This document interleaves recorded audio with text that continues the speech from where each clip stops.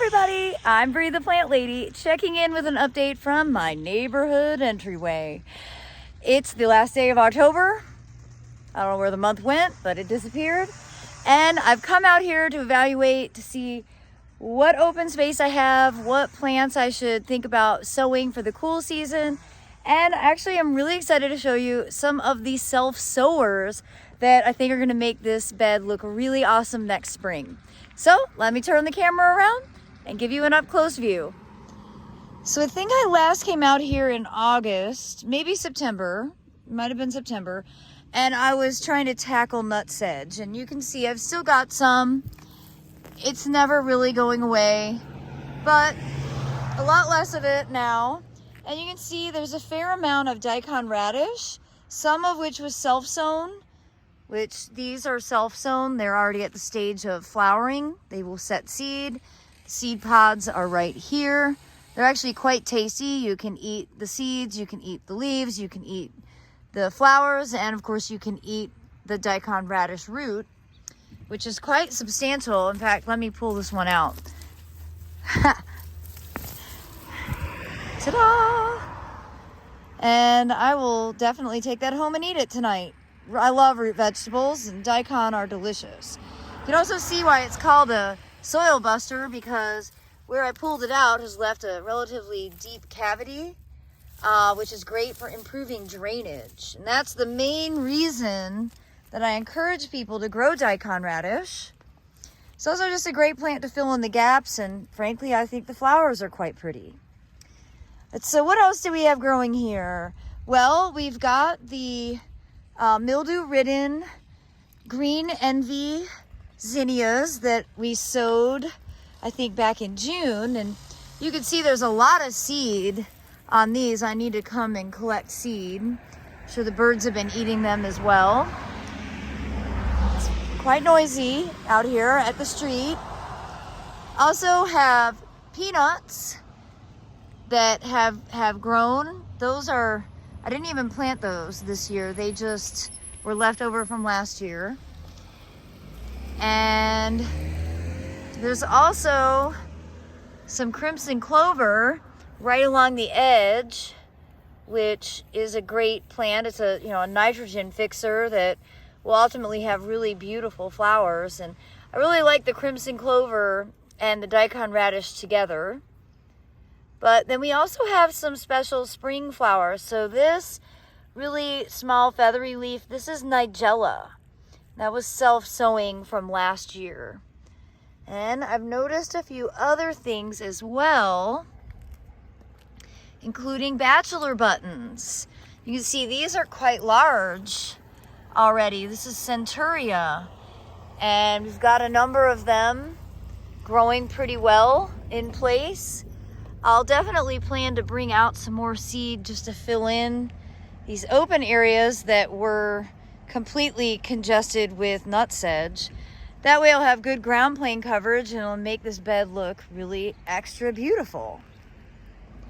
So what else do we have? Well, the plant I'm most happy about is the Tithonia. I just featured that in a top 5 plants for October, and I was explaining in that video, these are actually self-sown from plants that I had put in the ground last year. So I didn't even plant these this year, and look at this incredible display. Of course, those are gonna die with frost because they are a warm season annual. But mixed in with that, you've got lot more bachelor buttons, lots of bachelor buttons coming.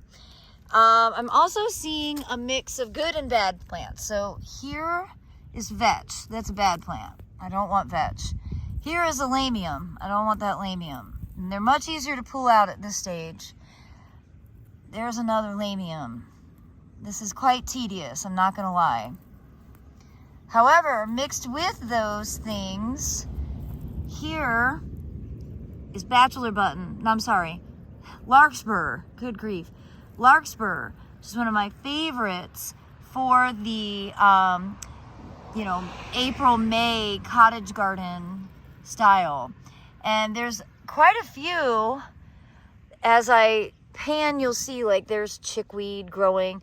But I just need to spend about 20 minutes out here with some tools and I'll be able to sort through this, but you can see here is a whole bunch of larkspur, self-sown larkspur that will put on a fabulous display for next spring. I'm so pleased to see it. You can see it's also growing all here, really all throughout this central bed area. So that's exactly what I want to see. Plants seeding themselves so I do less work. For the record, I did not plant this liriope. I hate it, but I'm not ambitious enough to pull it out. It takes up a lot of square footage and it gets really ugly. I don't recommend it, but again, it's here and I'm not going to do anything about it. I have enough square footage in this space to keep me occupied. Again, this side is a great mix of lots of bachelor buttons, as you can see here, mixed with daikon radish. These daikons were sown in September when I came out to do the last time I walked out to the entryway. Now those Panicum virgatums, that's a great native ornamental grass. They have just done so well out here. I'd actually considered making this an all perennial, native perennial bed, and I still might, but I probably will wait until spring to do that because a lot of those plants are gonna get established a little easier if they get planted in like March and April versus getting planted now when they go dormant. And well, you know, you never know. You never know what the winter will hold. Now here, as I look, I see a mix of good and bad. I see a lot of vetch. That's what this all is right here. That's another bachelor button. And here is larkspur. So you see it's got that kind of frilly tri-lobed leaf. So again, this is gonna take a little attention to detail for me to come out and weed, but you're always better to weed when they're small instead of letting them get out of control.